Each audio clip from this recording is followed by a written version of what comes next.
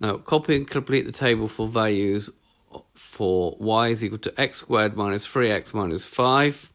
So you've got the table here, and then use that on the grid to draw the graph of y is equal to x squared minus 3x minus 5 for values of x between minus 5 and 2. Now you could substitute 1 into here, 1 squared minus 3 times 1 minus 5. Same for 3 and same for 4. But your calculator has a function, so using the calculator,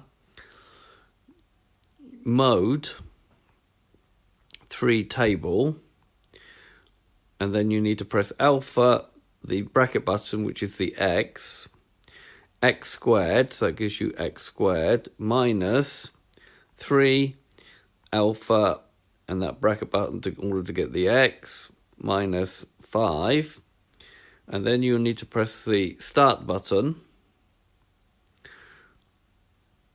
put in minus 2 because we want the table to start at minus 2, and then equals, we'll jump to the end button, which we want to be 5. It might be 5 by default.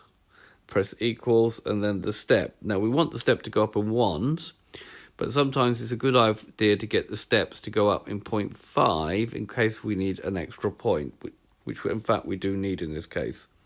So I'm going to make the step 0.5 equals, and then I will get the table, and I should be able to fill it in. We'll get minus 7 from reading from the table. You have to scroll down a little bit on the table. Minus 5 and minus 1. So these values I get off my calculator. Alternatively, I'll put 1 in here and I'm going to get minus 7. 3 in here, I'm going to get minus 5. And then 4 in here, I'm going to get minus 1. Right, plotting the points. So minus 2, 5. Minus 1, minus 1. 0, minus 5.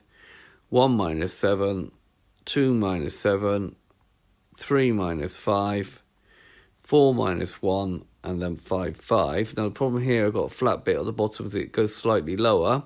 So a good idea would be to check 1.5, and I can get that from the calculator.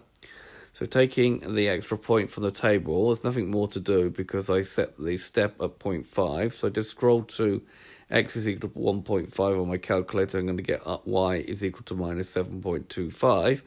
Alternatively, put 1.5 instead of x in here to get the value of y. Plot that extra point which is there. And then join all the points up with a smooth curve and label the graph. Okay, so it's been a video to show you how to draw a quadratic graph from using a table and a calculator. I hope you've understood, and I thank you very much for watching.